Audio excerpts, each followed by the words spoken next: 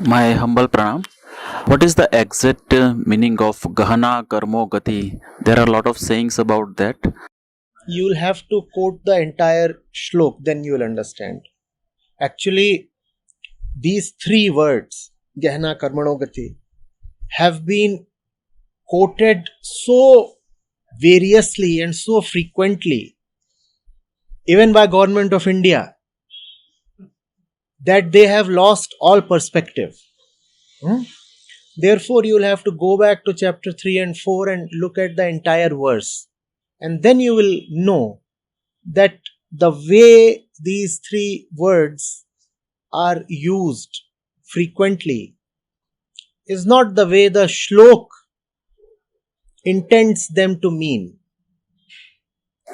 And in same chapter, Lord Krishna has said about Karma Akarma and Vikarma.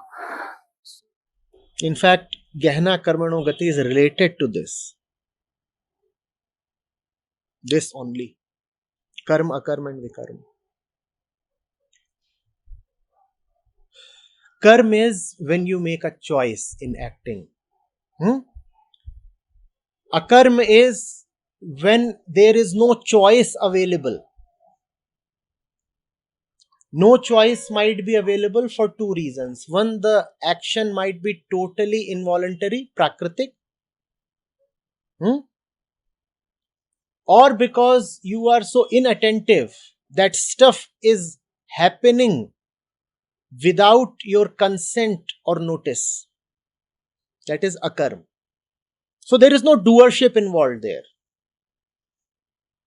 There is no real choice involved there. Complete conditioning is at play. That is akarm. So the fundamental distinction is first of all between karm and akarm.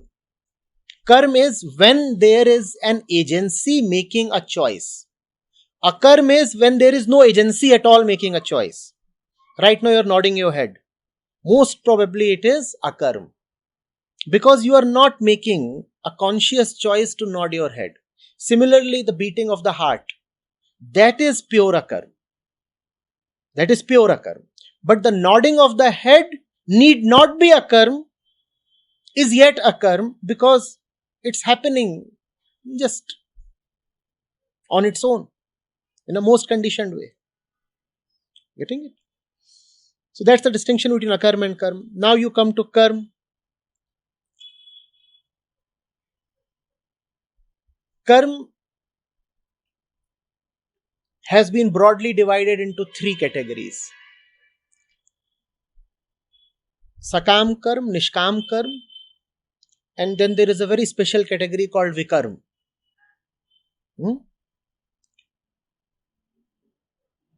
Nishkam Karm is when you work directly for the sake of liberation. I am working directly to attain liberation. I do not like my bondages and I am in a hurry. I love freedom so much that I cannot wait for it. So I am not working to keep my chains intact. I am not postponing my liberation for another day. That is Nishkam Karm. I am not working to feed my kamana, my personal desires. I am working with only one objective, freedom from kamana. That is Nishkam Karm. Then there is Sakam Karm. Even in Sakam Karm, there is a latent desire towards liberation, but because it is latent, therefore it is indirect. Most people will say, yes, I want liberation, but through something else. So I want liberation through a house. I want liberation through money. I want liberation through knowledge or through man or a woman or through something. That is Sakam Karm. I am chasing liberation via my desire. I am using my desire to come to liberation. But what is common between Nishkam Karm and Sakam Karm is that you at least know that you are in bondage and want liberation. Nishkam Karm is the honest and straightforward route. Sakam Karm is the ordinary, dishonest and convoluted route. Then there is Vikarm. In Vikarm, you say, I am already liberated and I don't need any liberation. In Vikarm, the one who is in bondages is so deeply dishonest that he starts proclaiming his liberation. And he says, I am already liberated. Who needs liberation? I am happy. And I'll work to get more happiness. So this entire cult of happiness, which is all pervasive, especially in the West, is the cult of Vikarm. The cult of deep dishonesty, deep inner dishonesty. You decorate your bondages and start calling them your ornaments.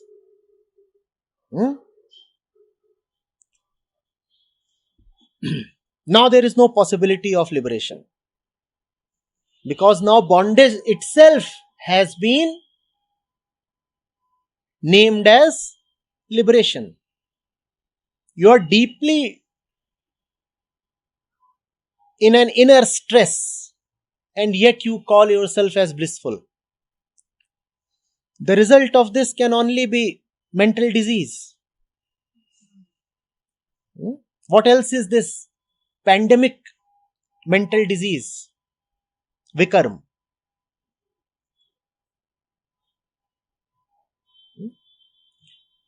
So, Krishna says, Nishkam Karma Yogi comes directly to me. Sakam Karma Yogi, through my blessing, attains the one he is worshipping. Right? So, if you want this or that, then you will attain that. Even if to be just disappointed, but you will attain that. And having attained that, you will realize that that thing is not what I really wanted. So you will go to the next thing and next thing. And there is some probability that after a series of disappointments, you will realize that you need to look somewhere else. So some chance of liberation is there even for the Sakam Karmi. But for the one who is now mired in Vikarm, there is no chance. His fate is suffering, enforced punishment.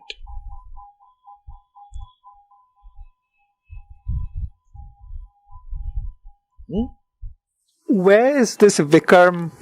Is it from the Bhagavad Gita? If I wanted to read more. But it's not explained in Bhagavad Gita. Sri Krishna just leaves us in suspense, saying that you must know the difference between Karma Akarma and Vikarma. By himself, he doesn't quite explain. So you have to go through the entire length of the Bhagavad Gita to deduce what he means.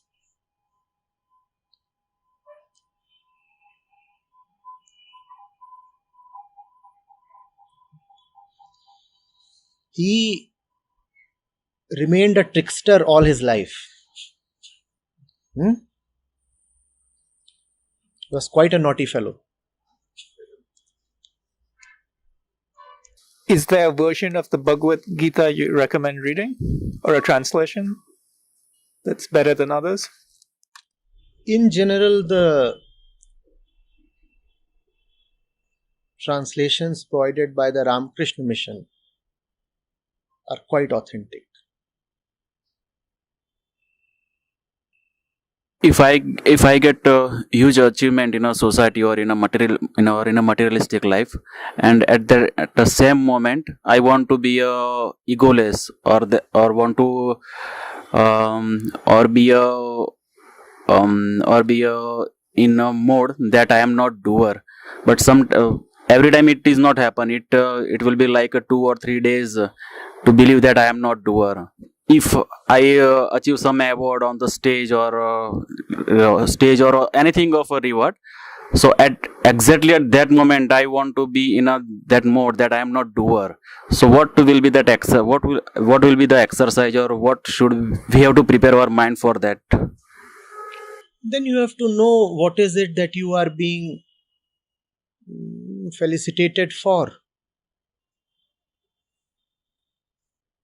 If someone starts feeling inflated on being publicly felicitated, it merely means that he does not quite know what all that ceremony is really about. The one who has really earned his laurels knows fully well what goes into an event.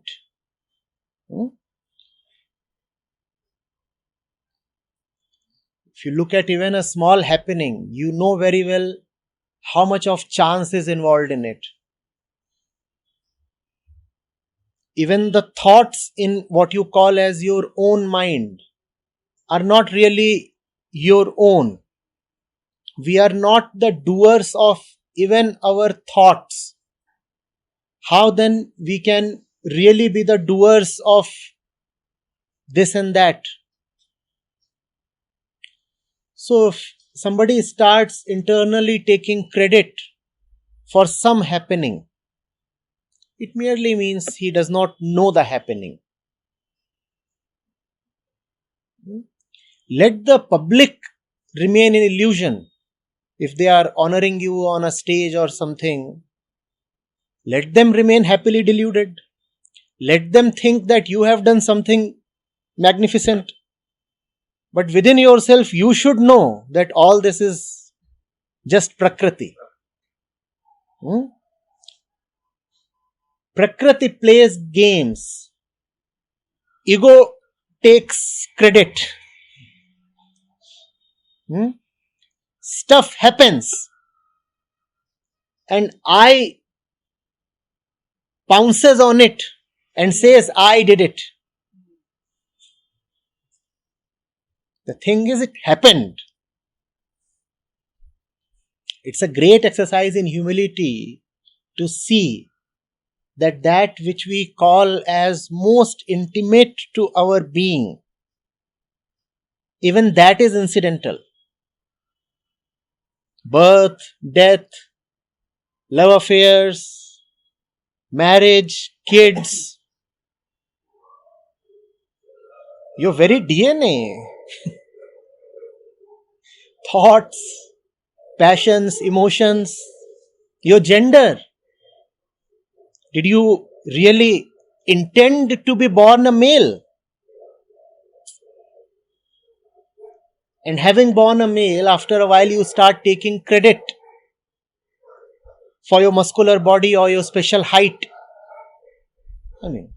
It's just ignorance about the prakritic processes of the universe. What is prakriti? Does it just mean random? Physical nature, all this that you see all around yourself. Stuff, material existence, that is conditioned to go on and on in its own way. Material existence that does not really include or need consciousness. An electron circling around the nucleus, that's prakriti. Planets orbiting around the sun, that's prakriti. A seed falling into the soil and a plant sprouting off from it, that's prakriti. None of that really requires a choosing consciousness. It just happens. You may want it, you may not want it. You may exist, you may not exist. That just happens. Food getting digested in your intestines, that's prakriti. You don't do it, it happens. No element of conscious choice is involved in this.